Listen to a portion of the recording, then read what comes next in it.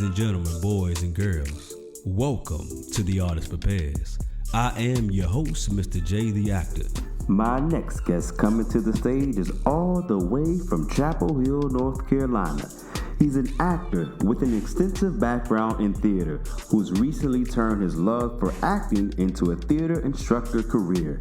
Ladies and gentlemen, welcome to the stage, Mr. Savada Gilmore.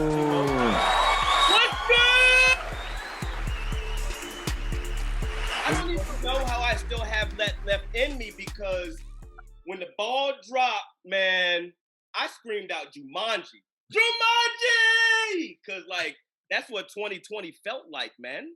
Hey, I feel you, man. Happy New Year. We made I am happy and blessed to be here. I really, really am. Cool, man. We're gonna have some fun today. We've known each other for some time, and we'll get into that. But you know, we're both actors, so in order for actors to really get into their zone, we got to start off with a little warm up, man. So I got a few rapid fire questions for you, little word associations, a couple questions for you. So you know, you're from the Carolinas, Yes. and I've discovered when you in the Carolinas, you only have one blue you can choose. So are you Carolina? Carolina blue, Carolina blue, Carolina blue. I bleed. Look, if you slice me open, I will bleed Carolina blue. How dare you? And I live in Chapel Hill. I'm from Chapel Hill. What? Weak. J-Rob, come on now. Hey, I had to let it be known. Hey, look. There is only one blue. You look up into the sky and you see it's Carolina blue. Look up to the heavens and what do you see? You see Carolina blue. I'm a Tar Heel man. I'm a Tar Heel. All day, man. I didn't know how serious the Blues were until I first moved to Carolina. They was like, "What blue are you?" I'm like, "Is it like a Crip?" They're like, "No, you Carolina Duke," and I'm like, "Carolina." Like, is that even? Yeah. It's like Bloods and Crips. It's like you. I mean, I'm not like. I'm telling you, like it's ingrained in the children. Like you're raised that way, right? You walk around elementary school, and when it's game day, when it's UNC versus Duke, excuse me. It's like you see Carolina blue or you see the other blue, and they be serious about it even from the time they're in elementary school. All day. Like it's serious business. It really quite literally is one of the greatest rivalries in all of sports, no doubt. But I'm on that Carolina blue Tar Heel for life side. The only way to be. Okay, I'm just trying to butter me up already. Which do you like better? Do you prefer acting or do you prefer teaching? Ooh. Why are you doing this to me? Hey, this the Artist Prepares, baby. That is so tough, man. I know. Teaching is acting, if you didn't know. Mm-hmm. You're up there performing, right? Even when you're teaching. Oh yeah, I know it's gonna be tough. I know them because I love working with kids so much, and I really, really do absolutely enjoy sharing my passion with them. Right, sharing the theater arts with them. It's so important, and one of the most fulfilling things ever is when they latch onto it and it becomes their passion. Right, like you really shared something with them that became special to them. All of that said, I'm gonna have to say acting. Gonna have to say acting because I'm preaching to the choir here, but there's nothing like as exhilarating as that live performance. You on stage, you rocking, you got that energy, you giving that energy to your audience. They're receiving it, they're sending it back, and it's just this back. Oh my God! I'm getting goosebumps. See my arm? Look at my arm. I literally have goosebumps on my arm just talking about it, man. So, the kids out there listening, I love you. I love being your teacher, but they know. But yeah, I'll probably have to say acting. And I'm long-winded too, so shut me down, shut me up when you need to. I'm long-winded. Hey, it's your I'm just in the audience today, man. Next question, man. You had the opportunity to work with any artist that you could, and they could be dead or alive. Yeah. If you're talking about actors, then rest in power, Chadwick, man. Chadwick Boseman. Right. My guy. Like his versatility and range, his commitment. Man, I was watching I shared this with my kids too. Marvel put out a tribute when he passed that I showed to my kids. And one of the things that was striking was that when they were on the set of Black Panther, and there's these like big, like everybody's professional, right? Just some big names in that movie. You got Angela Bassett and Forrest Whitaker and Michael B. But on that set, Chadwick Boseman's work ethic was so great that he still managed to set himself apart from them in a good way. Like he was that serious about his craft and his business, and I totally respect his versatility and range, like a chameleon, really diving into those characters to the point to where you not only willingly suspend your disbelief, but it's like he is that person. From he gave us Thurgood, James Brown killed it. Jackie Robinson. So I would have to say that's tough, but Chadwick Boseman for sure. Okay, cool. Chadwick Boseman. All right. If we were talking about music, I would say Tupac. Tupac's my guy. Yeah. So you had to go with Chadwick, man. Cool. All right, so we got some word associations. First thing that comes to mind when you hear these words. I got 3 of them. First thing that comes to mind when you hear Shakespeare. I said Bill. Bill popped into my head. You know what? Because I did a little thing for TikTok, and I wrote All the World's a Stage, and I put Bill Shakes. Like I signed it Bill Shakes, right? And so that's why Bill, yeah. But I love Shakespeare, though. I love Shakespeare. Shakespeare is my absolute favorite. I had the opportunity when I lived in Hawaii to train under not 1, but 2 like world-class Shakespearean actors and directors. Terrence Knapp, rest in peace, and Paul Mitri, both amazing individuals. But I already had a love for Shakespeare, which actually came through English when I was in high school. We got to doing Shakespeare, and a lot of the kids were like, "Ugh, boring, blah blah blah." But man, I started diving in. I was like, "Yo, Shakespeare is dope!" And when it came to performing, I killed it. The class was like, let's go. So I already had this great love and respect for Shakespeare because of the storytelling, the characters, the mastery of the language. But then going out to Hawaii and being able to train under Terrence and Paul really heightened that even more so. So yeah, I love me some Shakespeare. Nice. Okay. Bill was to answer your question. Bill. All right. Next word is artist. First thing that comes to mind when you hear the word artist. Creator. Interesting. Okay. I like it. Creator. And if you want me to elaborate, it's because there's so many different art forms, right? But you're creating, right?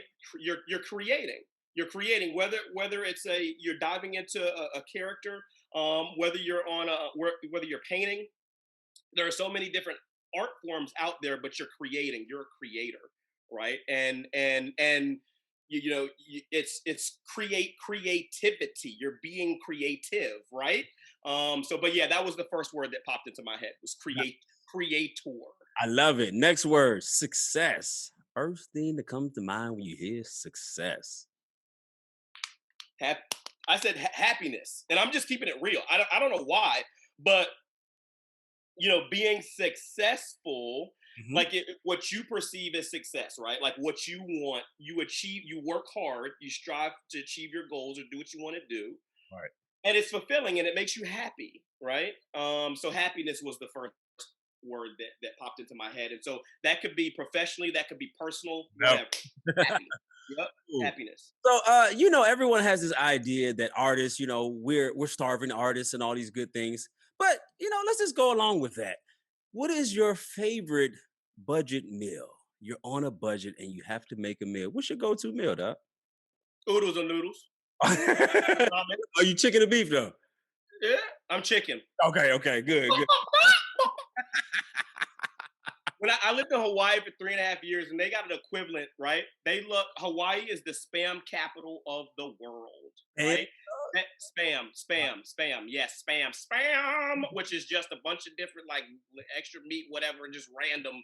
Just throw it up in there, put it together. slap it in a can, spam, right? 75% of the world's spam is consumed in Hawaii. They love it, and I love it too. But I'm bringing that up because I did a lot.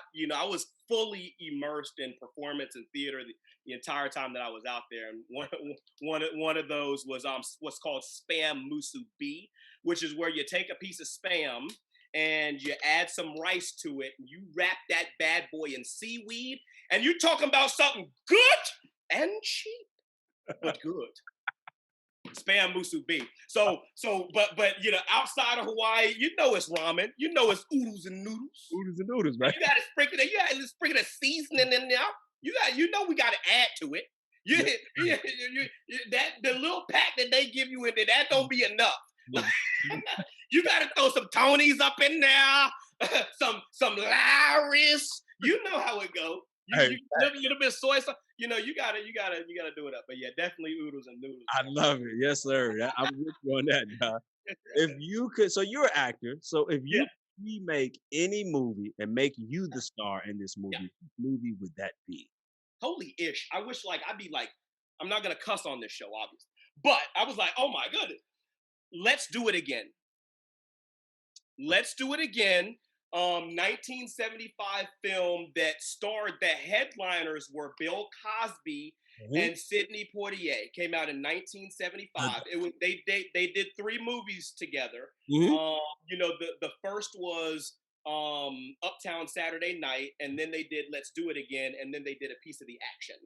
But Let's Do It Again had all of the black actors of the day. John Amos, Calvin Lockhart. They had a cameo by George Foreman when he was the heavyweight champion. I mean, all-star cast. Matter of fact, the Notorious B.I.G., the rapper, got his name from the character Biggie Smalls.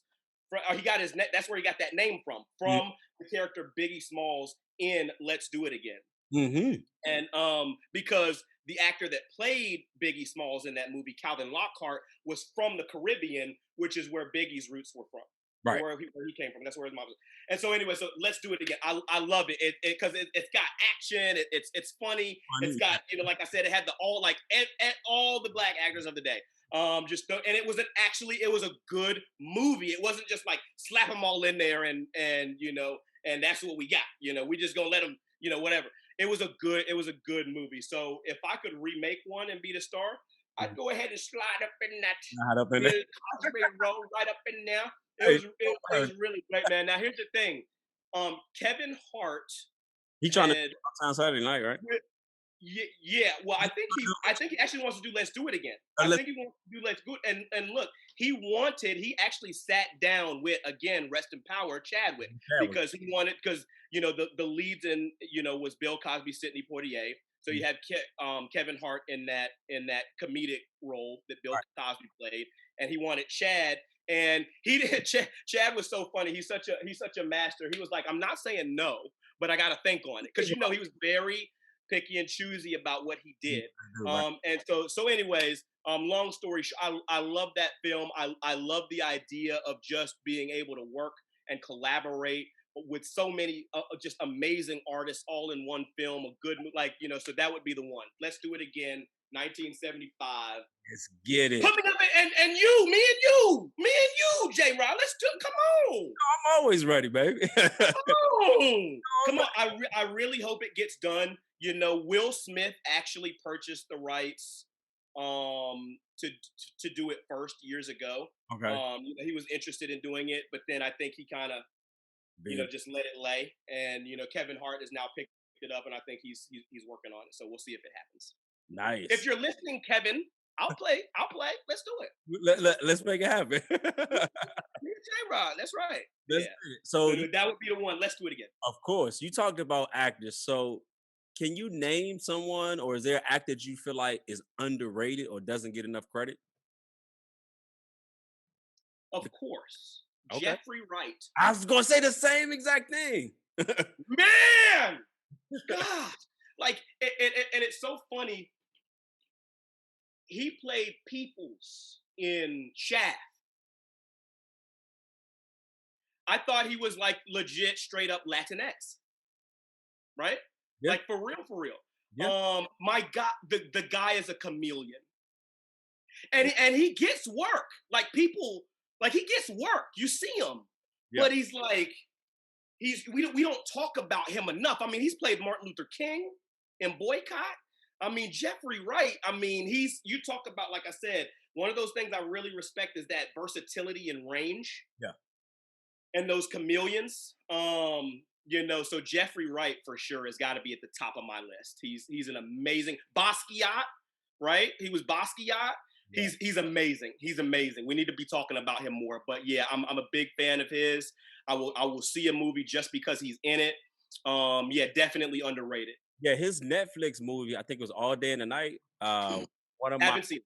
Okay, so one of my classmates from Central, of course, I was a couple years ahead of him. He was in that movie with him. Shout out to my man Stephen Barrington out there. So, but yeah, definitely it's on Netflix right now. Netflix. Yep. Got you. Yep. Appreciate it, brother. So the last question I have for our rapid fire is: you're an educator. Yes. What's the hardest part about being a theater educator? So teaching it is different from, let's say, running an after-school drama program or a summer conservatory. Talk about because when you're an electives teacher, not everybody is there because they're super interested in theater. Yes. Some are there because there was nothing else. Or in my case, the kids like me. They think I'm cool. So some kids will sign up just because it's Mr. Savada, right? Which is great. I love the idea of kids having this person that they feel like they could connect to, yep. Right?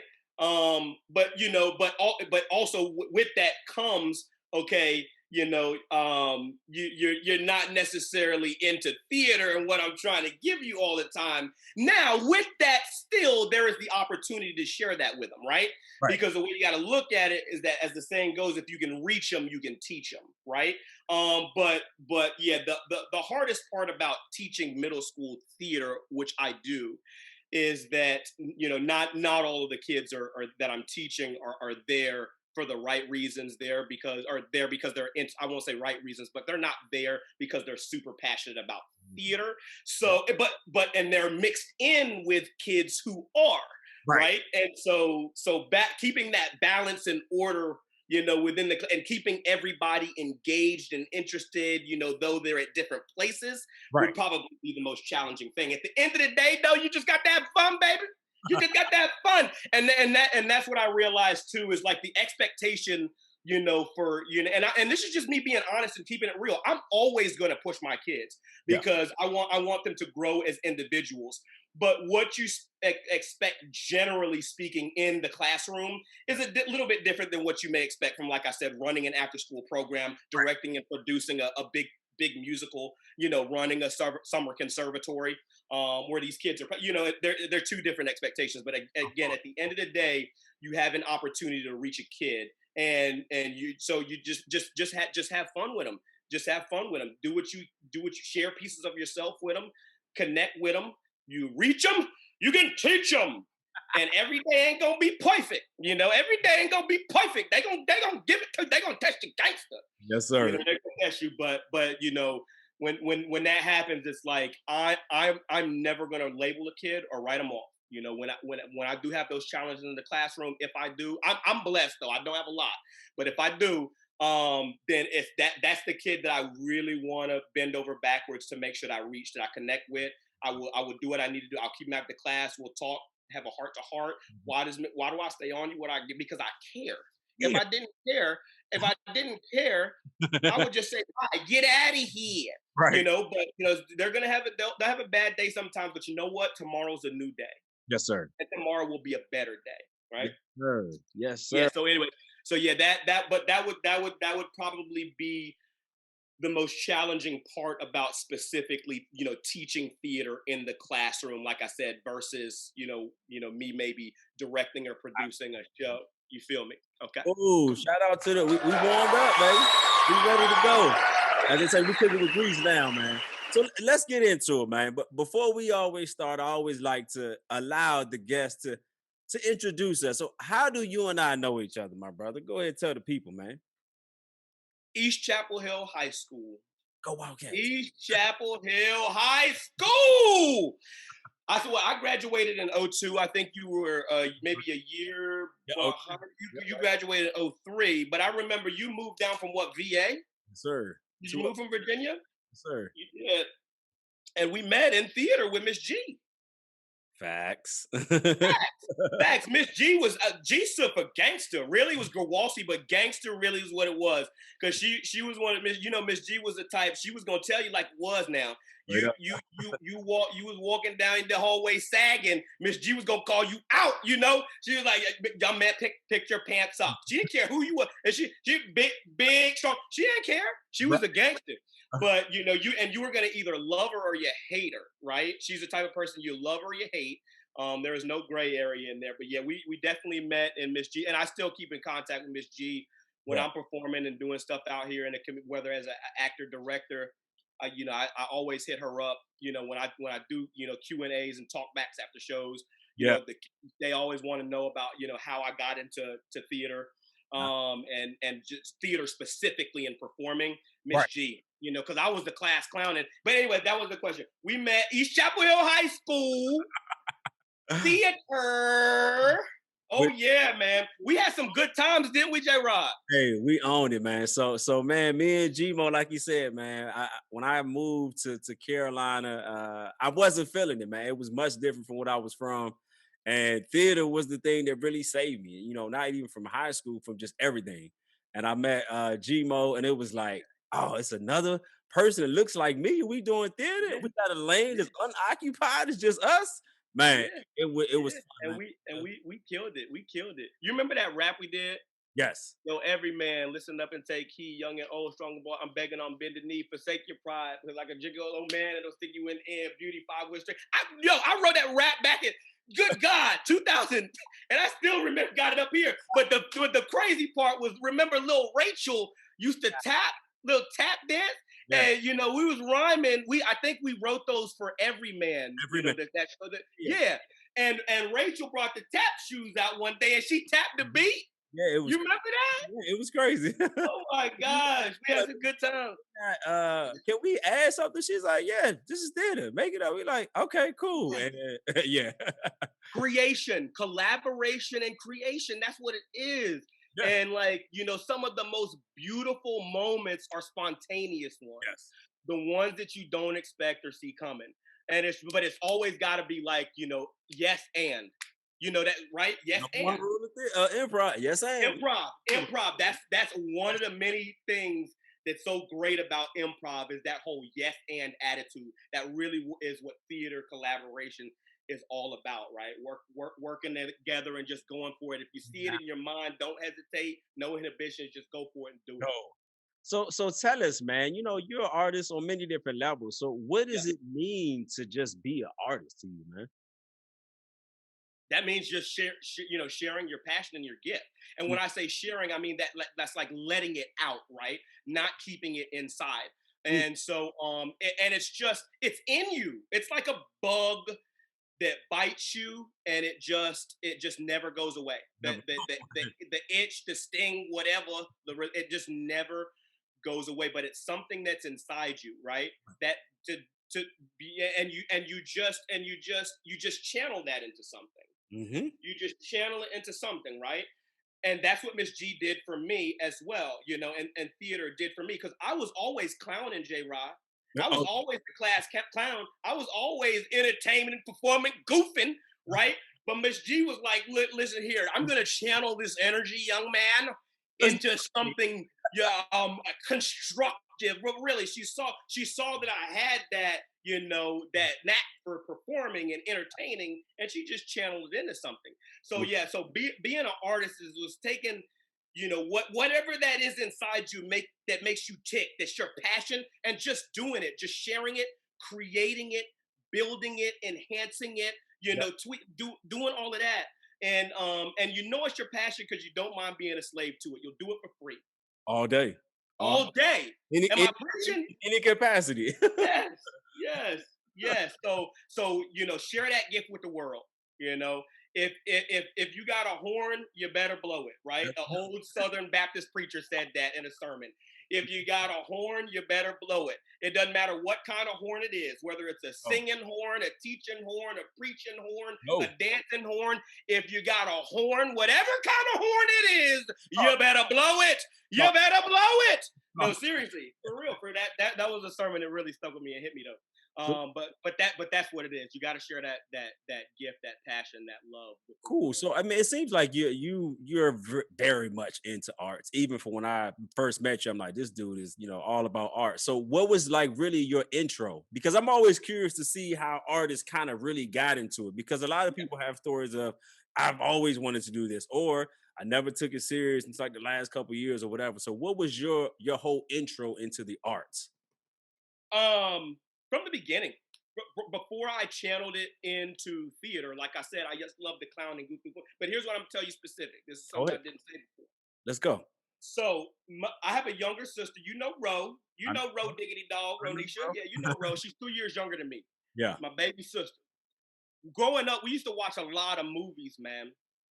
We used to lay in the bed side by side and just watch movies, right? Where am I going with this? I always had just an inclination to want to act out what I was seeing, to act out those scenes, to do the voices, to do the characters, right? And then I would look, I would do the voices and be saying the lines, right? Trying to copy, and I would look over to my sister to see how she was reacting, right? Did it laugh? Did you laugh? Was that a smile I saw? Oh, you think I'm funny, huh? Well, how about this? And so, but I always had that impulse to act and perform. But so as we got older, I had to work harder to be able to get that same reaction out of my sister, to get her to laugh, to get her to react. So without me realizing it, my sister was like my first audience, right? If she would try to play it straight too. I'd be doing silly faces and the voices and Blackbeard's Ghost is one of our favorite movies, and she would try to play it straight, but I would just work to try to get that reaction out of her. And so, anyways, that's kind of where it started. And I had that knack for, like I said, just quoting movie lines and acting out those scenes. And so I always had that. I love showing off, like I said, goofballing in class. But and then with English class in high school, it was like ninth grade. It was early on. Right. Like I said, we had to do Shakespeare. I was talking about that earlier. We had to do some Shakespeare, and I didn't have a whole lot of probably I didn't have any. I don't think I had. That was my first that was my intro to Shakespeare right there in ninth grade through English, and really ended up probably being my gateway to theater too, because we had to I think it was either Midsummer Night's Dream probably, or Much Ado About Nothing. Right. But we read it, we did, some scene stuff, and we acted it out. And like I said, I killed it. Whatever it was like everybody else won't feel it, and not everybody. I actually had a good partner, but a lot of the kids were kind of like, what is this shit? What is this? And so, but I killed it. I gave it my all, and the class literally applauded. They clapped. Right. I think they even stood and clapped. Okay, I wouldn't call it a full standing ovation, but I killed it, J-Rap. I killed it. And so that was really probably my window to theater, because it was not too long after that, that I ended up connecting with Miss G some kind of way, and ended up actually taking theater. And then that was my actual gateway and how it opened. But I want, so I'll say that it started just growing up watching movies with my sister, and then, getting into English literature, like I said, Shakespeare, and then in theater in high school with Miss G. That's that. And then it was a wrap after that. I did in college and professionally and all that stuff. It was a wrap after that. But yeah, so that's probably it. Hey, I got a taste of it. I'm ready to go. Yeah, I like it. Right. Exactly. Man, so I talked about me moving from VA to North Carolina, and I did theater in when I was in VA, but it never was something. It was just fun, like you said. It was something to entertain my classmates. Yeah. I would do movies. If there was a part in the movie I would do, like Belly was my movie. When it came out, I would perform that at the lunch table for like $5. For any scene in Belly, I would perform it. So I know when I moved to Carolina, though, I noticed, there would be instances where I would be like the only black student in certain classes, or wasn't as many black.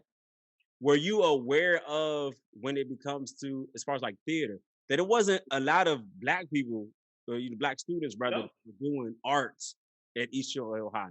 Was that something no. you were aware of, or you just kind of I in it? didn't really. Yeah, of course you have that awareness, but Yeah, I got around because I was super active. Because I also did sports. yeah. Remember, You I play did. football. I played football. I ran You track at play East. track, I yeah. remember. I remember we had we did the Good Woman of Setsuan, Yeah. and we had a home track meet. And I was sprinter. I did 100, 200, 4x1, and long jump. And in the track meet, the 200 be one of the towards the latter events. I wanted all the smoke. I raced anybody to beat them, right? I ran that 200, smoked them, right? When I crossed the finish line, I slowed down, but I didn't stop running.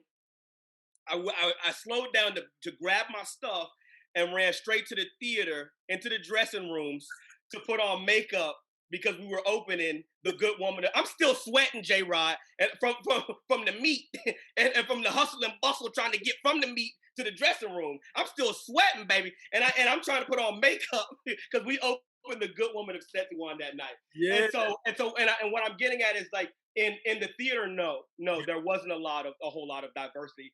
But there was other things that I was doing where there was like sports, of course, You're a big you sports. know, Yeah, yeah, football. definitely. You But so it didn't really phase me because right. I got I kick it with I was kicking it with everybody. Everybody. I did orchestra too the first couple of years that I was at East, right? Okay. And Cool. yeah. So I played the stand up bass, and so I was all over the place, kind of sort of. It Yeah, was good. for me though, when I saw it, I looked at it as an opportunity because I'm like, well, like you said, it's much more diversity when it comes to the sports, but Yeah, it wasn't a lot of us in theater. So I'm like, yo, this is a whole space. It's not us. yeah. Like, Right, I got right. Yeah, and that's a different lens, right? Because that's not how I just got into it because, like I said, I just enjoyed, and I was gonna do my thing regardless, right, right. But definitely when you came, I was happy. We just connected like it was a different energy that you had, Because which I loved. do the work. That's it. We didn't care what we were Yeah. doing. We were writing. Okay, write this, make this. Hey, can we perform? Yes. Go ahead. We perform anyway. I I loved it, man. I want to get Miss G up in here and just talk about like her perspective. For Yeah, real, her perspective on yo, having us. So she loved us. of It course, was it was us and Creighton. You remember Creighton? great irons. Yes, Yeah. sir. Yeah. Yeah. So it wasn't diverse in the theater, and again, it wasn't something that I really thought about, too much. But I was definitely, happy when you came, and like I said, that energy that you gave and us being to work together. You know how we did. Yeah, I mean, you was just ready. You were like myself. Like I was ready to do the work, whatever, whenever, Yeah. perform anywhere, lunch, whatever, outside, football field, Yes. bus stop, wherever. And when I met Yes. someone who was gonna match that energy, it was like, let's go. What are we Let's doing? do it.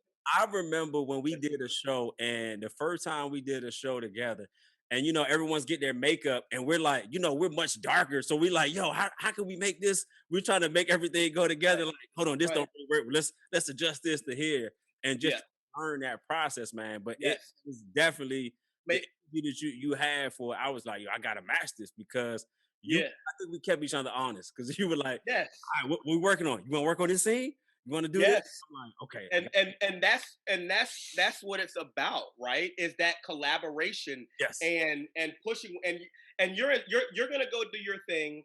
You're inspired by others, and people are inspired by you. But you got, like you said, you just keep it honest and do your thing. yeah, But that's what it's all about, man. That collaboration and that push, and yeah, that's why I said, man, I'm a fan of like you and just so many people because I really, draw on. I'm really inspired by that energy and that passion. It excites me, right? It really, really does, and it does make me want to it's never any hate, and that's what I love about, it's never that. It's like really just like it gives you a push and a lift, like, yo, I'm inspired, I want to, step up and do this or do that, you know what I mean? So it's really great for that. So I mean, Yeah. you've been doing it for such a long time.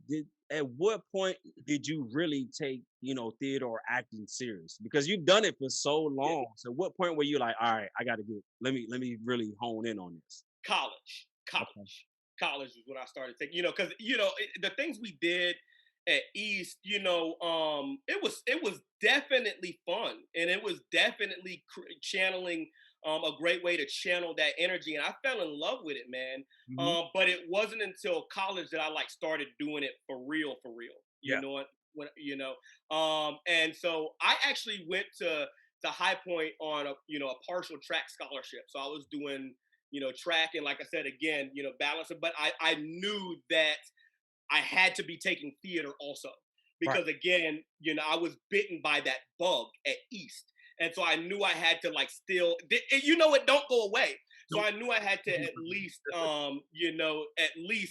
take a couple classes or course, and you know what that leads to? That leads to doing the shows, and then finally it was like, it was like continue sports or theater. Like, what am I want to, I'm gonna pour all of me into one, Right. and I ended up choosing to pursue theater. It just did more for me, Right. right? It just did. There's nothing like that, and I love sports, right? Like I said, I was an athlete my Yeah. whole life and still love to play. But when it came to like something that I'm really passionate about, Right. something that really really excites me, and something that really, it is a form of entertainment, and you're doing something for other people too. It was theater. I made that decision in college, and did took all the class. I made it my major.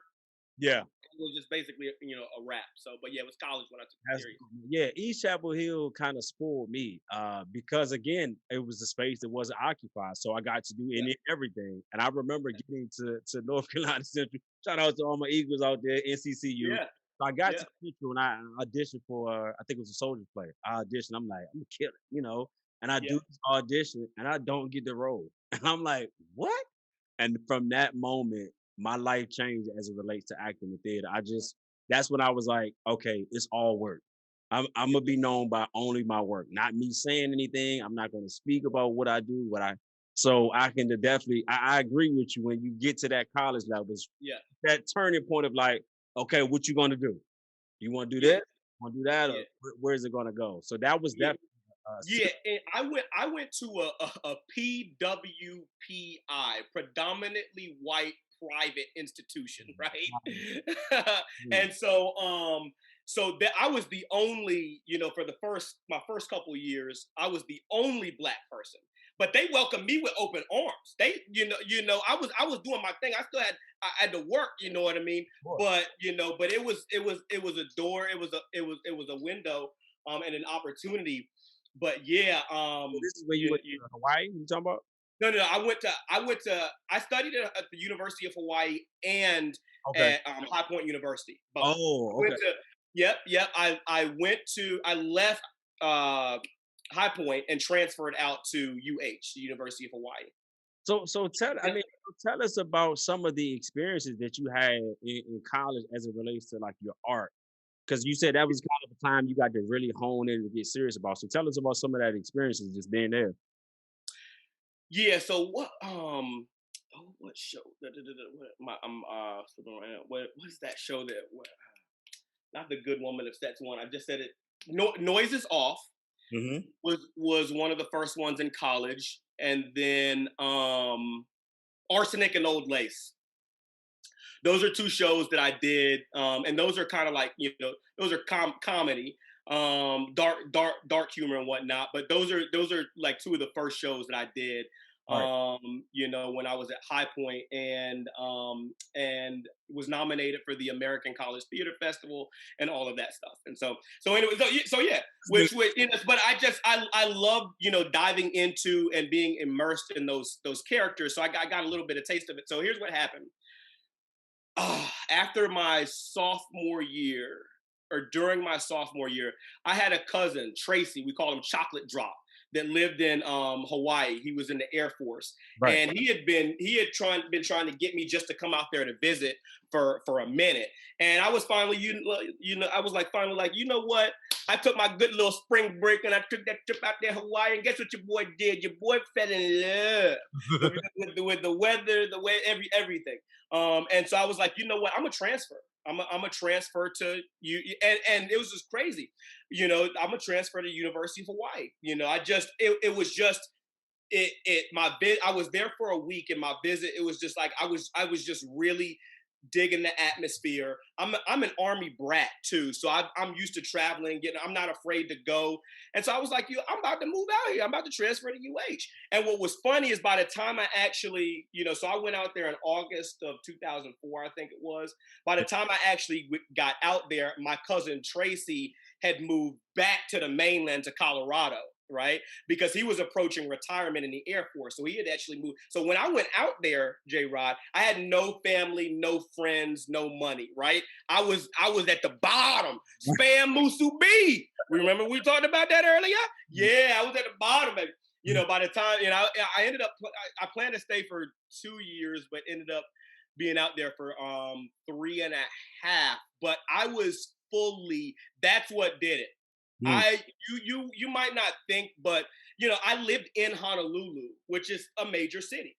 Right. And so, there was a lot going on, and I fully immersed myself in theater. I trained at UH, I was doing theater there, but out in the community, all of that. I fully immersed myself in theater and was doing like 5-6 shows a year, maybe more while. And I was doing everything. I was doing children's shows. I was doing Shakespeare. I got my taste of, I did August Wilson, several August Wilson. Like they have everything out there. And I just fully immersed myself in it, right? I was always working on a show and already knew what my next one was going to be. Like already had the next one lined up. And then after a while, it got to a point to where not bad for me to say, but people would be reaching out to me and say, hey, would you be interested? You know how that thing goes. And so, but I was fully immersed. But man, that's what did it, because you heard what I said: children's theater, Shakespeare, August Wilson, Absurdist. We did the Rhinoceros by Eugene Ionesco. I did original, work, the stuff that grad students were, any and everything. Let's go. Any and everything. Because, and funny, serious, all of that. Because again, I wanted to do it all. I didn't want to just be put in one type of role or character. I really, like I was talking about before, respect those performers who have versatility and range. And that's what I made a point to say, hey, I want to switch it up. I want to do something different. All right, I've done comedy in Shakespeare. Now I want to do drama. Now I want to do something serious, right? Now I want to play the villain. So Don John in Much Ado About Nothing, Othello. I did Touchstone and As You Like It. Hubert de Burgh and which was one of the historic. What'd you say? I said, boy, working. Keep going. No, and I could talk like literally. And then the August Wilson, Fences. Joe Turner's Come and Gone, Two Trains Running. Like I was back to back. And so fully immersed in it, and man, that just. That was it. That's what really, that gave me the opportunity to work and to grow. And again, I had the opportunity, like Shakespeare is my favorite. I love it all. I love August Wilson. He's amazing. You already know. Yeah. But Shakespeare too, and so having the opportunity to train under Terrence Knapp. Terrence Knapp, he passed away a couple of years ago. Terrence Knapp was one of the original founders of the Royal Shakespeare Company with Sir Laurence Olivier, the Sir Laurence Olivier. This man, look him up, Terrence Knapp. He like literally considered, they labeled an official jewel of the state of Hawaii because he came out there, he moved from England, came to Hawaii, and just changed the whole landscape of theater, bringing Shakespeare and all that stuff to theater. So I trained under Terrence. I did 12th Night or What You Will with him, and also, but like I said, also Paul Mitri too. Paul Mitri's still he's probably the finest performer to this day I've seen with my own two eyes on stage. But Paul Mitri, like I said, world class Shakespeare, actor and director too. So I got to train under both of them and had the opportunity, and they take you there. They were completely different, but they both brought it. They knew what they were talking about, and they pushed me. They gave me the opportunity. They gave me the training. They gave me the skills. And so my experience as as an artist and like my come up happened when I was in Honolulu for those 3.5 years. I was working just nonstop, and then then I came back here to North Carolina, and I'm working with the North Carolina Shakespeare Festival and touring and all that stuff. But that experience out of Hawaii is really what. So y'all listen, the work is much more important. You see what happens when you commit. Look at all the shows my man and ain't just doing the work.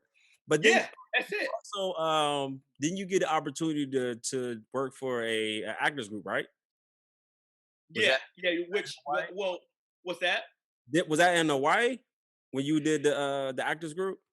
Yeah. So I did several shows with Tag.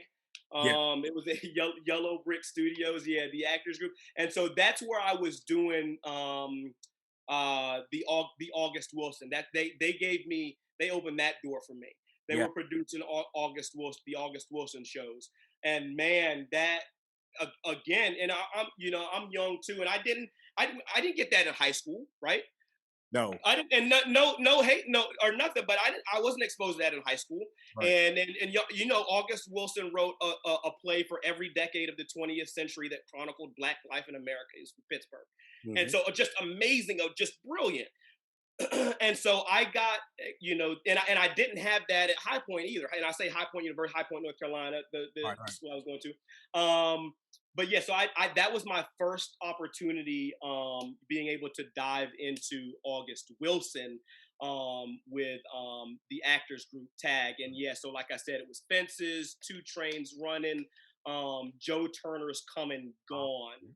And then I did some tech work only because I was already working on another show. But I ended up doing tech work on Jitney. And that's the other thing too. Be versatile. Be versatile. It's not just if you're in theater, and I tell this to my kids, too. Be versatile. Get exposed to all of it. The technical components, lighting, sound, costume, makeup. Put yourself in a position to understand how all of it works and how it all comes together in the collaborative process. That's what I give to my kids when I expose them to all of that. I have units, it's my courses are performance based, but I always make sure to cover and expose and share them with them those technical aspects. So I give them a lighting and sound unit, costume unit, makeup unit, all of those things. So that's important. But anyways, so that was my experience working with Tag, the actors group. I met Derek Brown, and was a great performer, and he directed a couple of the plays that I was in. That was great. I see you, boy. Let me just give you some love for all the work you were doing. I was seeing you though. I see you. I paid attention to you. I said, my man is working. Shout out to you for that, first of all. But you talked about a lot of the great experience you have, some of your come ups, and some of the things you had to really dive in. But let's flip it. What were some of the challenges that you faced, being an actor that was really kind of getting in your zone, kind of knowing who you are? What are some of those challenges that you faced? Because it sounds like you were really, you were shining. Never being satisfied. Ooh. That's it. Hold on. Are we ever really sad? It's like like you can get all the praise, you can hear it, man. And I get goosebumps, but that's part of like what keeps us going and keeps us. But that was tough. Like feeling like I could do better, or just never being fully satisfied with where I got with a performance or a show, or did I get a bad and I was doing shows that were judged, and their critics would come and do reviews and stuff like Mhm. that. Did I get a bad one? No, no, I might have gotten a bad one back here in North Carolina. I don't think I had that when I was out in Hawaii, but It was good. that's definitely challenging. But I think overall,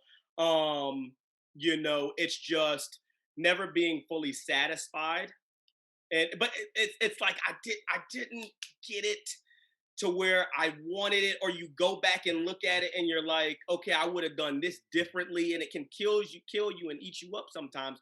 But again, it's that same energy that makes you grow, Yeah. right? That keeps you going. It's like, you know what, I gotta keep working, I gotta keep getting experience. But that is one tough one. You can get praise from everybody and hear from everybody, Instead but of feeling like you ain't you don't always feel like you did your I your, could your have done best this work. line So different. I know I could have said this a little better. Yeah, yeah, it's always chasing that because at the end of yeah, the day, we're perfectionists and we're our biggest critique. We'll see something in someone, like you said, you can get nominated for a award and you be like, nah, that wasn't my best work. And then like, but it was amazing. And you're like, nah, I yeah, could have done better. So I yeah, I could yeah, agree with you on that. So how definitely. let me ask you this. How was your family and friends? How were they as far as you pursuing theater? Because I know a lot of times family and friends, like as you tell someone you want to do art, anything that's not like doctor or lawyer or business owner, things like that, people are like, you gonna do that? How were your friends and family as it relates to you pursuing art? It was exactly that, what you said, J Rod, Mhm, in the beginning. In the mhm, beginning, it was like, what are you doing? Right? Like what, like, huh? Like, you need to be a doctor or a lawyer. Talk But about it. both of my parents are retired Army. Yep. So they're used to that structure, discipline, steady step, Mhm. right? Yes. And so in the beginning it was that. But at the end of the day, they're gonna support whatever I did, Love. and whatever I was doing, man. My mom's family is from here, where I live and work and teach, Chapel Hill, North Carolina. Mm, My mom's family is originally from here. This is where her most of her family still is. okay. My dad's family is from a small little furniture town about an hour away called Thomasville. Mhm. It was once the furniture capital of the world. Small little country town. It's right on the other side of High Point, which is where I went to school. Right. So I would do shows at High Point, and I've got a huge extended family, J Rod. Yeah. I've got but like my mom and dad each have like 8 brothers and sisters, and all of them had at least 2, 3 kids. So I got like 30 plus first cousins on each side. I have a huge extended family. I was at East with like 5 first cousins and my sister. Right. Like we was deep, deeper than deep. What I'm getting at though is it was funny because how many tickets do you need for the show? Like how many people coming? Oh, I remember 30, them. 40. Like they would be in there deep, I remember them days. deep. How many comp tickets do you need? How many? Right, Yeah. right. How many should we expect? Savada this time. Um, 50, 100. I don't know. But they would be in there deep. So I say that to say, man, at the end, my parents directly in the beginning, like I said, and you understand it, they're from, like I said, careers that were very structured. There's nothing more structured than the military, than Service. the service. And so having that's their lens, and they but at the end of the day, you want your kid to be successful. That's Right. what it stems from. And so and to make money, be on your own, whatever. And you the whole struggling artist thing. So it was that in the beginning, like doctor or lawyer, you need to. But then they started like, they always came to the shows, Hmm. and they started seeing me grow and shine, and they was like, okay, he knows what he's doing. Like he's good. You can do this. Like I was out there shining, doing my thing. They come, and they'd be like, oh my god, that boy good, Good. right? Yeah, Hey, that's a good feeling, man. I remember the yeah, first show that my mother ever saw me in. I was in 8th grade, middle school, yeah. and my teacher came up to her. My drama teacher said, "Hey, have you ever seen him in a show?" She said, "No." She said, "You're going to be, thoroughly surprised."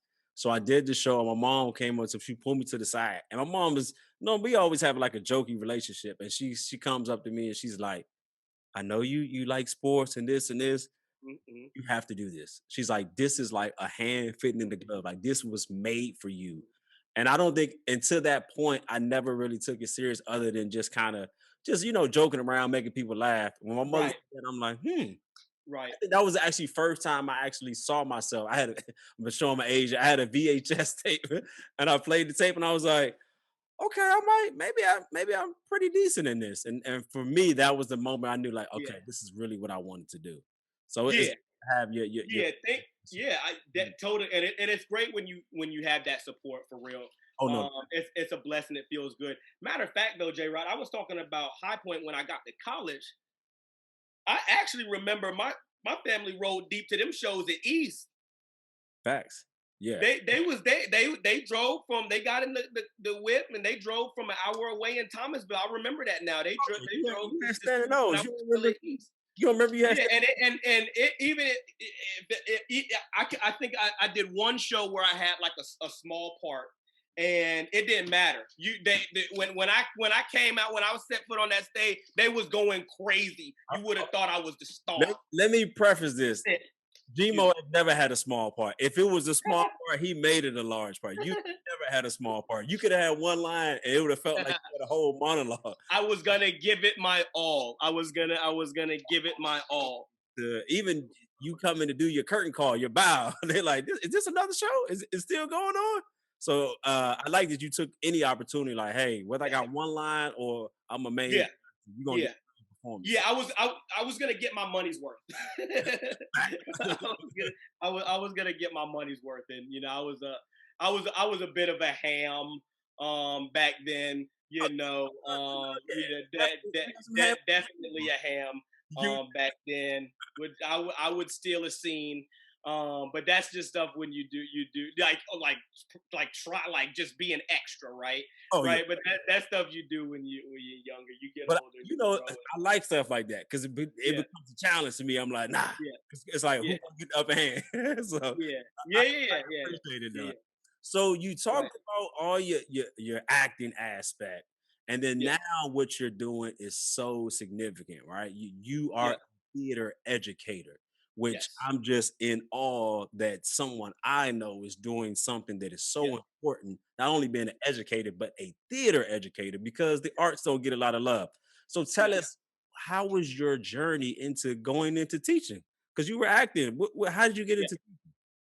Yeah, and still, acting, acting when I can, right?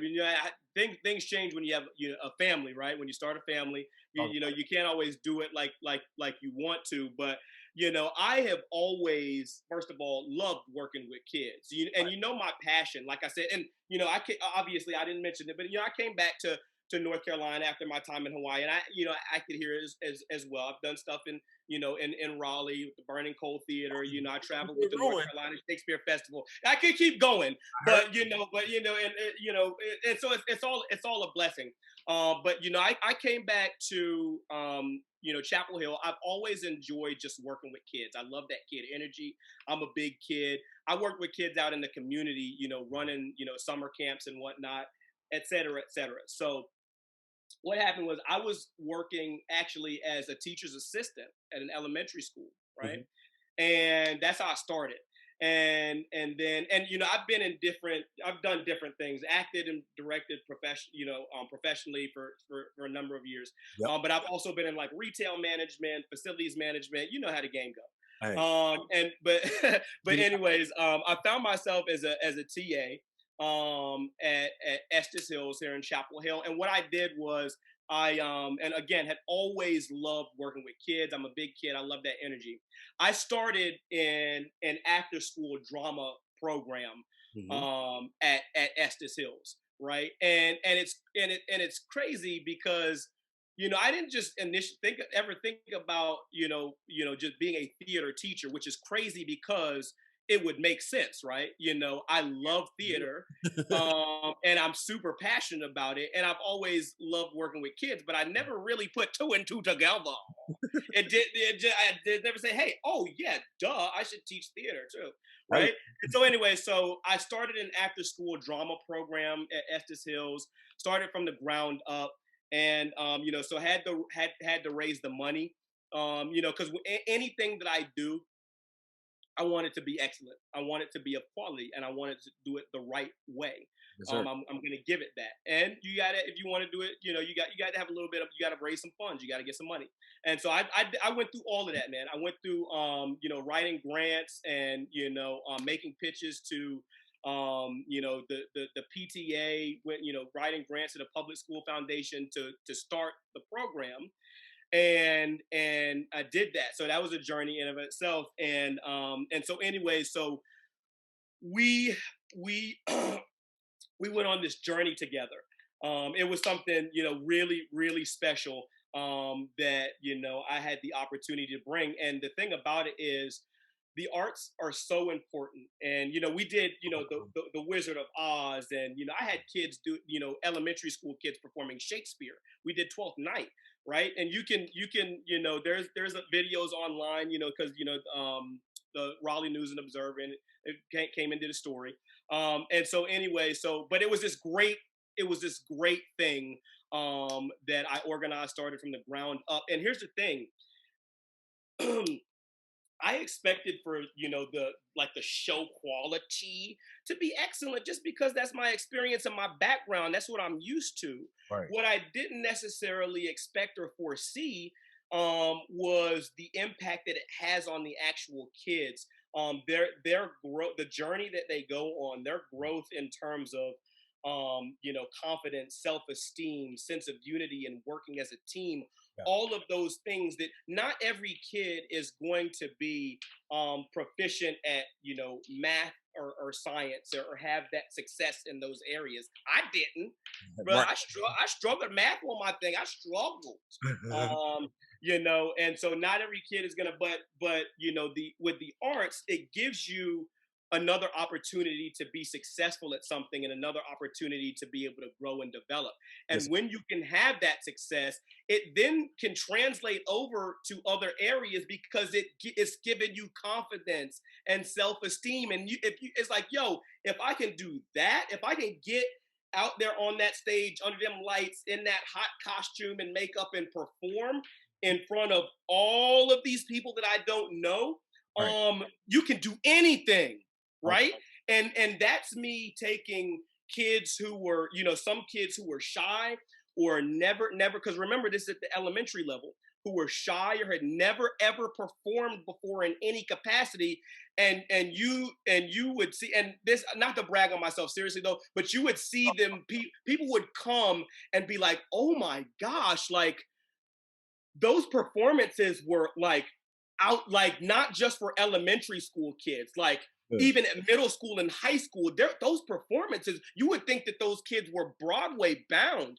And so, but literally a lot of them, you know, had never done it before. Yeah. But you know but that's the power of what kids can do. And me putting in, you got to putting in the work.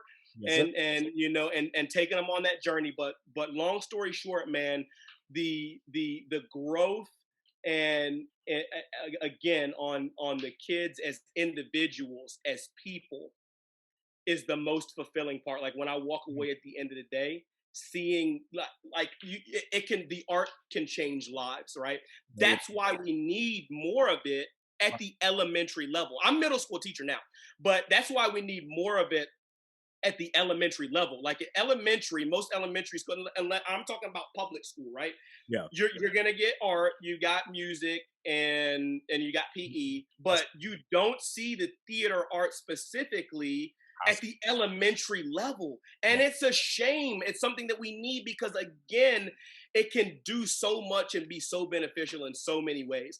And so that was something to write a story about, you know, because that's something rare that you just don't see. And so I was able to start that at Estes Hills, and it was a, you know, amazing experience. And then, you know, the position just so happened to open up right next door at Phillips, which is where I went to middle school. Mm-hmm. And it just made sense since the position opened, and they No. just slid right on in there. And it's like this, because it's like this. You got this guy that with all this experience and training, and we can quite literally see the work and what he's done, Yeah. and the lives that he's changed and the impact that it's had on the culture and the community. Yeah. Like they were like, and so yeah, so I took the Gosh, thank you so much. yeah, no, but so I just naturally slid in, and so yeah, so now I teach theater at Guy B. Phillips Middle School here in Chapel Hill, Yeah. which is the middle school that I actually went to. Wow. And which is it's just crazy how it just comes back full circle like that. Never would have thought when I was, walking down them halls clowning, that I'd be back teaching there. And it's crazy because some of the teachers that I had are still there. And so, now, I was there in 97 and 98. Yeah. Right? So this has been over 20 years. Right. And so some of them are still there, and so now we're like colleagues and coworkers, and it's great. It's funny because I was just talking about how math wasn't my strong suit, and but my 8th grade math teacher, her name was Miss Thomas. She really helped to get me through. She would do come on in here at lunch. Let me. She would take that extra time. She would give me the extra credit and the work. She really worked with me, and she got me through. I love me some Miss Thomas. Miss Thomas is still there, and baby girl ain't aged a day. She's still there, but it's crazy. And our classrooms are side by side. We teach right next to one another. So that's a really, I have, obviously our auditorium and theater space, but I have a classroom too as well. That is right next to hers, and it's just kind of crazy and cool. So anyway, so that's just how it kind of happened, and here I am. I remember reading an article. I'm like, my man started like funded, founded Yeah, this, as they say, you built it from the ground up. And round up. I look at it to be like, yo, it's great to do something, but the impact that you're having in the community that this is your community. This is where Yeah, you're from. This is where your family's from. This is that's where right. you went to school. So think Right. about the life that you're impacting with just making that type of decision. Because a lot of Yeah. times people go off and do their thing, they never Yeah. come back home. Not only Right. coming Right. back home, you're giving back to the community. So shout out to you, Absolutely. brother, for making a difference, man. That's Yeah. huge. That's a Yeah. huge. It's great. It's great. So I did the Wizard of Oz, and the kids were phenomenal, like I said, but I worked them. I have a very, very high bar and high expectations set always. We're gonna have fun, but I was like a drill. I'm always like a drill sergeant and tough in the beginning, because you got to teach the discipline and that structure. Like it's art, right? But you still need to have that discipline and that focus. The Yes. fun will come though. If the more you are focused and taking it seriously, the more you're actually gonna have fun. Yes, And when you start playing, because it's gonna be more fun playing. sir. And so anyway, so there was this one youngster. She was extremely like shy, Mhm. and I had her in the role though. In the audition, I saw something in her, and I took a chance, and I put her in the role of the Cowardly Lion, which you would think would be perfect, because the Cowardly Lion is supposed to be like shy and timid and scared, but not really, Yeah. right? The character is actually quite boisterous and fun and big, and so but this this student was not. She was very shy. She was but I saw something in her. Mhm. But it was I really had to push and reassure and work with her and her parents and my collaborative team. I'm as a collaborator. I had my musical directors, dance choreographies, all that. Yeah. And so we were all working with her, and it was a struggle, right up until the end. But we opened the show opening night, and you know, the Cowardly Lion has a line. I'd like to roar them down, but I think I lost my roarer. Mm-hmm. That's when you're introduced to the Cowardly Lion in the Dark Forest, and the musical. And she hit that line so hard and so big. I teared up because I was watching her, because literally, because I watched the child in that very moment find her roar as a person. Wow. As an individual. Talk about it. She blossomed and grew in that moment, and she killed it the rest of the way, and she shined. It was not easy. It was a difficult journey, but something speaks to you, right? Something in that audition in the beginning was like, she got something. She's got something in there. I wasn't expecting for it to be the journey that it was, but man, it was tough.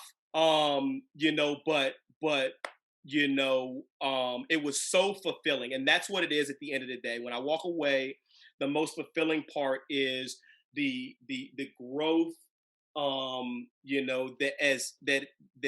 the impact that it has on kids as people, as individuals, right?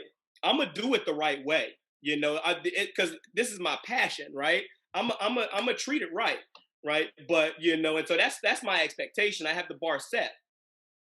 But again, what I wasn't necessarily expecting or didn't necessarily foresee is the growth that it would have on them as people and as individuals. And like I said, once you've achieved that, once you've gotten there, when you got the glow, do you remember The Last Dragon, Bruce Leroy?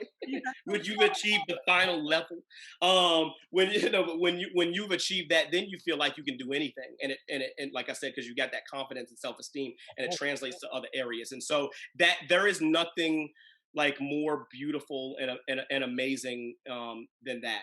But that because that's a life-changing experience. Oh, of course. And you setting the tone for her, because that's the difference of someone maybe who didn't think they had something. And not only, like you said, help them in theater, but it's going to help them in life.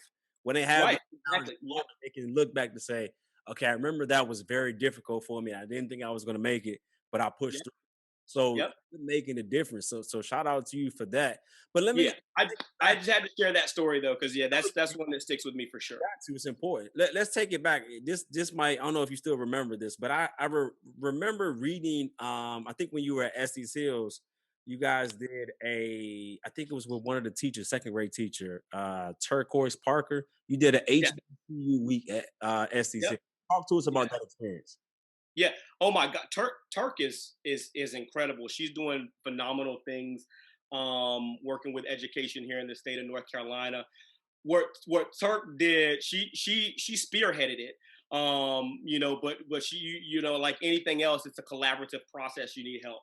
Yeah. Turk, but essentially what happened is that we had HBCU week at Estes Hills, and so like just about almost every HBCU in the state of North Carolina came to Estes Hills Elementary and did school-wide presentations and went into classrooms the entire week. I mean, we had Central, we had A&T, we had Winston-Salem State. They was all, just to name a few, they was all in the house. And then which is a really, here's the thing. So where I live in Chapel Hill, North Carolina, there are a lot of like really big time. There's a lot of schools just in general in this area. Like education abound. It's great. But you hear a lot about UNC and Duke and NC State and Wake Forest, all those. You have all those schools in like a six, but the kids in certain communities, like here in Chapel Hill, don't necessarily get exposed to or talked to about, the HBCUs. And so that's why it was incredible, because, we were able to share that with our community, and our kids who otherwise wouldn't have, gotten that opportunity. Because that's just be honest. This is a predominantly white community. It's an affluent community. That's just me keeping it real. Yes, sir. And even though Central is right next door, Yeah. it's right next door, but no one talks to them about it, right? They don't. And so we were able to share that with them. And so we had, these kids were like, I want to go to Central. I want to go to A&T because, they came in and, they talked to them about, their institutions, but, they brought little trinkets and stuff for them to share. And then the week ended, it culminated with a school-wide assembly where there several bands were there doing performances, and you know how that thing go. It's hype and live, and I emceed that. I was the MC for that event, but like I said, I helped organize, all of the activities and things that were going on throughout the week. It was really, really special. Again, that's an experience that you don't often hear about either. No, not at all. Right? Like to have an HBCU week Right. at a predominantly white elementary school, or any elementary school for that matter, right? Yeah. To have an HBCU week, Yes, sir. and where you have all of the, like I said, we have so many institutions here in North Carolina, and they all came through. They all came through, and so that's just such a rare experience that you don't get to see. And I'm thankful I got an opportunity to be a part of that as well. Most definitely, that was great. But shout out to Turquoise Parker. Turk is doing big things. Like I said, education. Yep, yeah, she's central. Yep. Yeah. I thought that was dope, man, because like you said, a lot of times you don't, I mean, some high schools don't even get introduced to that. And you talk about elementary school. And I like also the initiative that you have a huge, like everything I read is like, we need arts earlier. We need theater earlier, not waiting to middle school and high school. And I agree completely, because think about the exposure that you get so much earlier. Some people are not getting to ninth, 10th grade. Imagine the difference, because when you think about art, it represents it's a safe place for a lot of people. A lot of social different with social anxiety, depression, all types of things. And art allows you that creative expression, that freedom to kind of zone out to something else. So I agree with you, and I salute you for stepping out to say, look, we need it sooner. Yeah, we do. We do. You shouldn't have to, go to a performing arts school or an arts-based elementary school.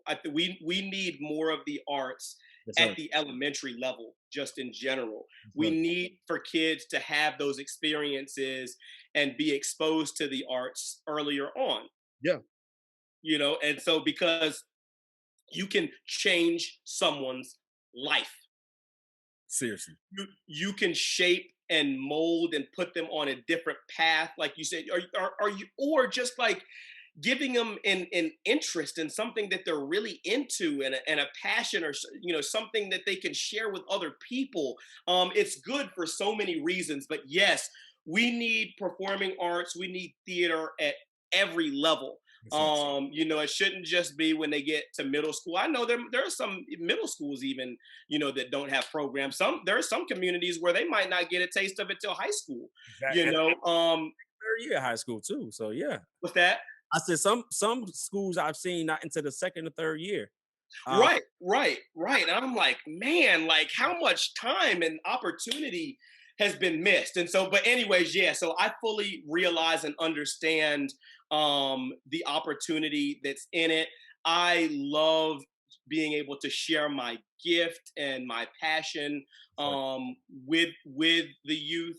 But like I said, at the end of the day, it's like it's their growth and maturation and all of those things that really does it. Now I'm gonna put on a good show now.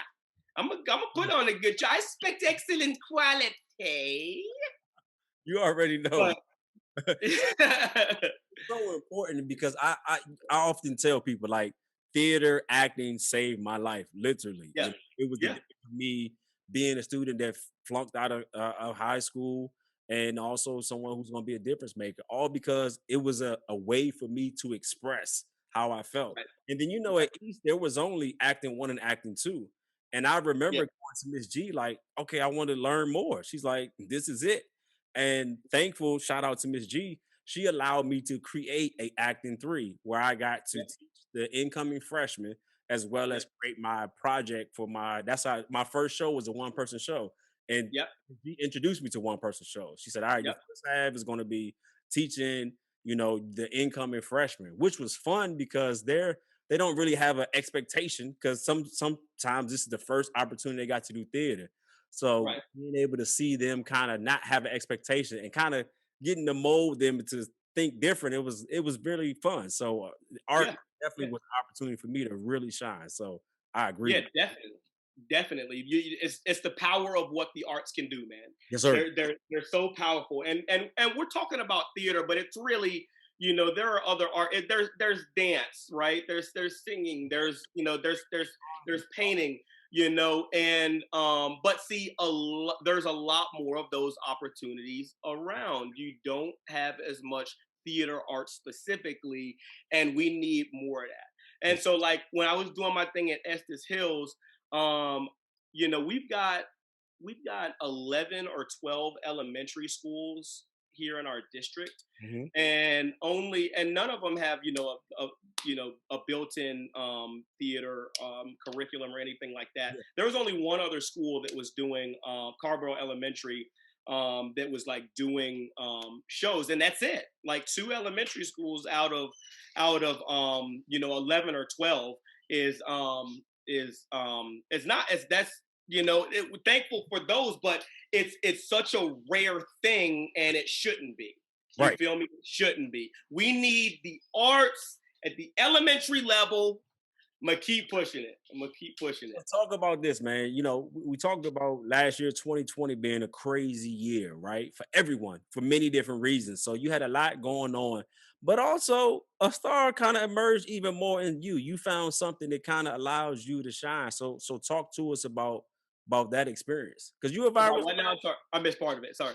star. Say that again. I said so. The kids just walked in. Oh, you good? 2020, you had the opportunity to really kind of focus on a lot of things, but a lot of different things came from you with social media. So talk about you kind of being the star. being the star. So, Star, man. so I've got my creative energy, and I need. At the end of the day, I love teaching, Right. but I'm still a performer, and always will be. All day. And so, one of the things that 2020 gave us was COVID.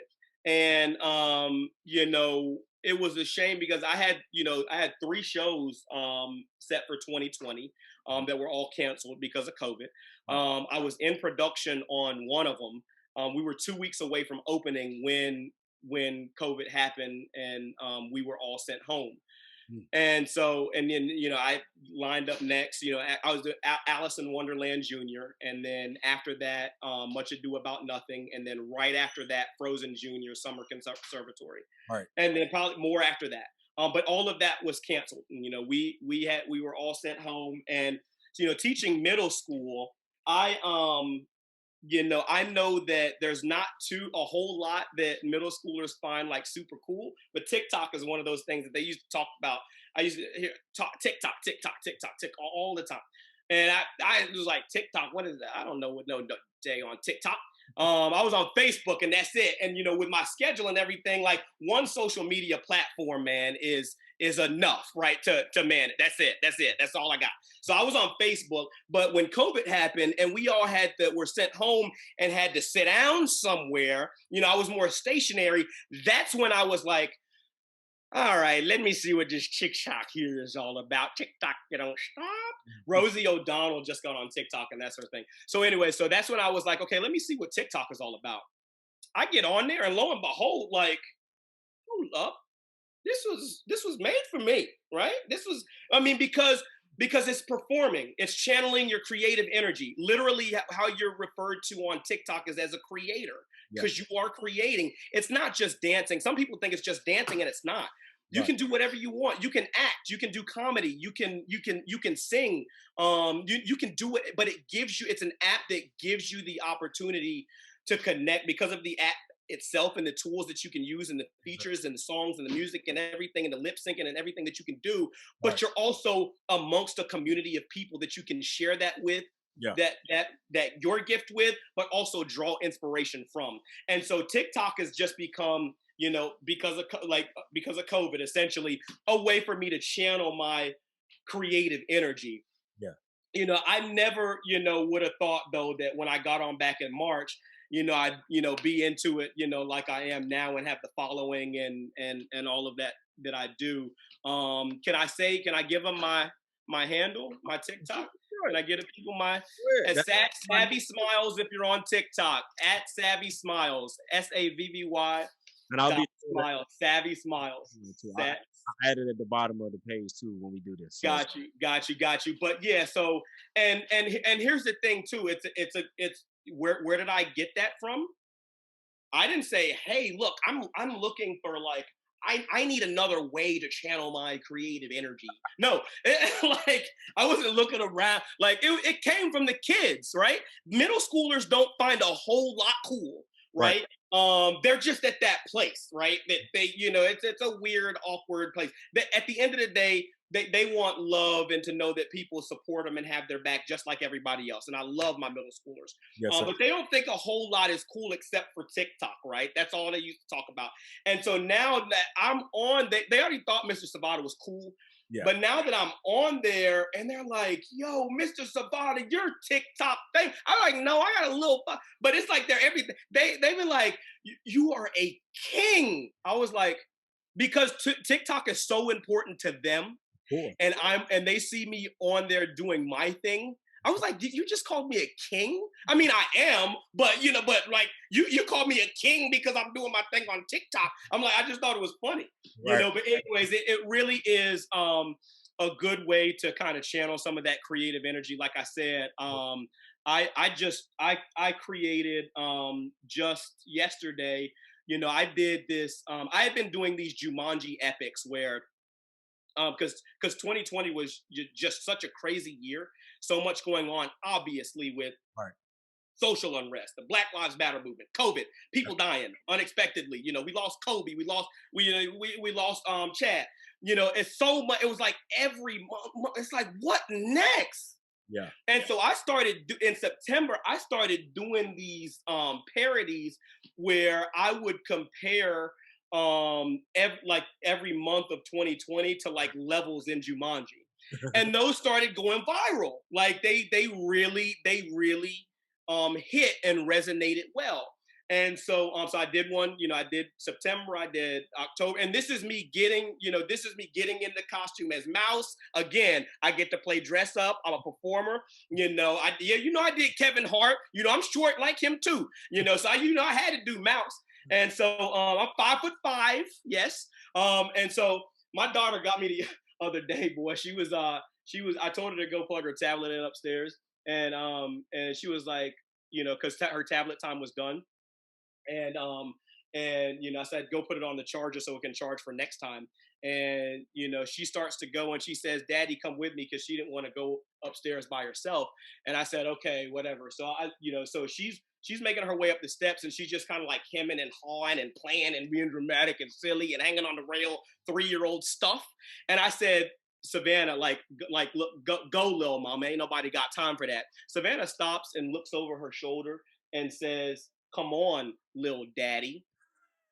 And I'm like, now, like, it didn't sit right with me. Like, I don't think she meant it as because I'm short, Papa, but I'm like, but still something about, I was like, to be your own kids, man. Like kids can be savage even when they're not trying, man. God, I was like, it cut me deep. I was like, oh, you know what? You done for the night. No, I'm just kidding. Cool, man. Anyway, I went off on a tangent there. But anyways, and I got a million stories. I actually shared that story on TikTok too. But it's great. So I did these monthly Jumanji epics that went viral. And so then what I did was, there's so many creators on the app that I'm friends with. You're Yeah. like you're friends, you're with someone when you all are following each other, right? It's like, people, I have, a certain big following, and I follow a certain number of people. But if you're positive and you're actually creating content and all of that, and over 18, I don't follow anyone under 18, I don't follow my student, blah, blah, blah, all of that. Right. But there are a lot of creators out there that I respect and have connected with. And Right. so I was able to bring some of my favorite creators together and get them to participate in these Jumanji epics. And we just did it. I had reached out to them over the course of the last week. I said, because on all these posts that have gone viral, everybody was like, yo, you're so right. That's funny. That's a great parody. We all got to scream Jumanji when the ball drops in New Year's. And so that's what I had. I reached out to some of my favorite creators on the app who were doing their thing. And I was like, yo, send me a video of you screaming Jumanji. Yeah. Put it And they together. did it. And I strung them together. I did like this epic compilation. And it's like these creators that people know and recognize. And I was so thankful. And again, it's collaboration. You get to create, but you get to collaborate, and you get inspired, and you inspired others, and it's a really positive community as well. And so anyway, I strung those together where we're all screaming. Even the cosplay community too on TikTok was really into those, because I would play dress up. Right. But anyway, so I strung those together in a compilation, and I ended with a cliffhanger, right? Where, because this was something funny.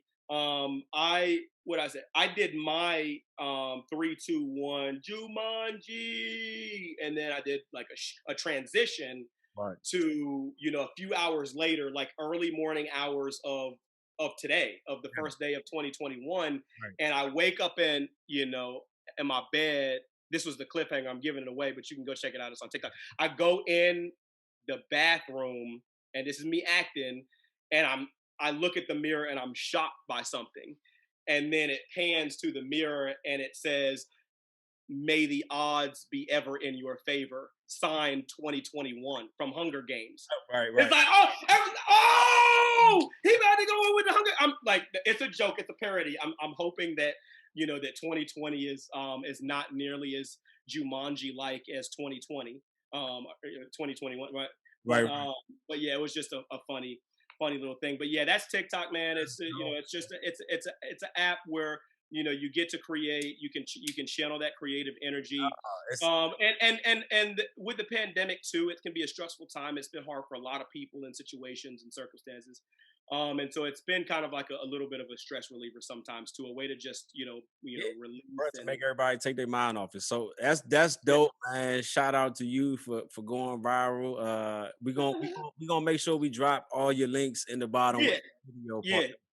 But Yeah. man, it is definitely been a great talk, experience, interview, all those things. But before I let you go, Yes. what is it that you want people to know about the arts, or any advice or anything you want to just leave the people before you go, man? The stage is yours. I'm gonna fall back. Do your thing, man. Yes. Support the arts at every level. Talk about it. Support the arts at every level.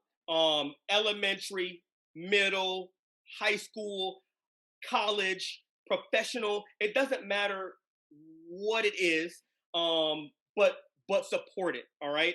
This, because it's something it's so beautiful and sacred. It really, really is. And it can change the lives of those who are sharing that art and creating that art, but it can also change your life too, right? You could go and see a play, and you could be going through, whatever, and, a tough time, and at least for 2 hours, right? You've got like an escape or an outlet, right? And so that's what I gotta say is, support the arts, definitely number one. And get yourself and or your kids involved in it too, early on. Don't wait. Just expose. We expose our kids. We let them play sports early on, But there's other stuff out there too. Get them involved in the art. It can change your kid's life. It gives them another option or opportunity to grab onto something that can really facilitate and help their growth and give them. So get your kids, seek out those opportunities, get your kids involved, get yourself involved. And to, my people who are already out there, doing it, artists and performers, especially if you're young trying to come up, just keep doing your thing. Yes. That's it. At the end, don't worry about, you want to be like well received or for it to do so, but don't worry about, what that I hate to say it, but what like other people say or being judged or whatever the case may be, or trying to get, likes or being well received. Just do your thing. Just continue to do what you are passionate about and what makes you happy, and everything you want will come. You got to put in the work. You got to put in the work. You got to put in the time. You have to respect the craft. And I know I'm preaching here, but it's true. I just I worked. It wasn't like just like an easy ride. But that's how you know it's your passion, right? Because you're okay being a slave to it. Times are gonna be tough. It's not always gonna be easy. You gotta put in the work, the time, the energy, and you might not get paid for it. Okay, but all those things, if you just give it that. If you keep grinding, you keep going, you put in the time, you put in the work, all of that other stuff that you desire will come from it. But just at the end of the day, it's got to be speaking to you and share that gift and that passion. Yes, sir. I'm going back to my Southern preacher, right? If you got a horn, you better blow it. It don't matter what kind of horn it is. It could be a preaching horn. It could be a singing horn, a dancing horn, an acting horn. It doesn't matter what kind of horn it is. If you got a horn, you better blow it. You better blow it. You better. But that's real talk. That's real talk. Don't keep that inside of you. Share that passion. Share that gift with the world. That's why it was given to you. Yes, sir. All day. Man, my brother, man, I appreciate you, man. I've known you for a minute, more than half my life, man. I thank you for coming on this platform, sharing your truth, talking about art, and just showing people how important art is. We need more people like you. Continue to be a light in your community. Continue to do the things you're doing, man. I definitely appreciate from one artist to the next. I salute you, my brother, man. Definitely keep. I salute you. Thank you so much, my brother, for having me on. I'm doing it for you, right? Yes. I'm like, because I want to support you. I respect you. Yes, I love you, my brother. I appreciate what you're doing, the journey, the grind, the work that you have put in. And, I definitely appreciate the opportunity and the platform to share my experiences and those things. But I also love and am so fulfilled. My cup runneth over that I'm able to be with you, somebody that I've known for a long time, that I respect, salute, and appreciate, that we're once again able to link up and collaborate and share. Thank you so much. I salute you, King, and everything that it is that you are accomplishing. And I'm always, Gmo is always here for you, man. Hey, whatever you need, I got you, man. You ain't got to say nothing but a word. Always, man. We definitely appreciate y'all for tuning in. As my man said, make sure you support the arts, and we will definitely catch y'all next week. We out here.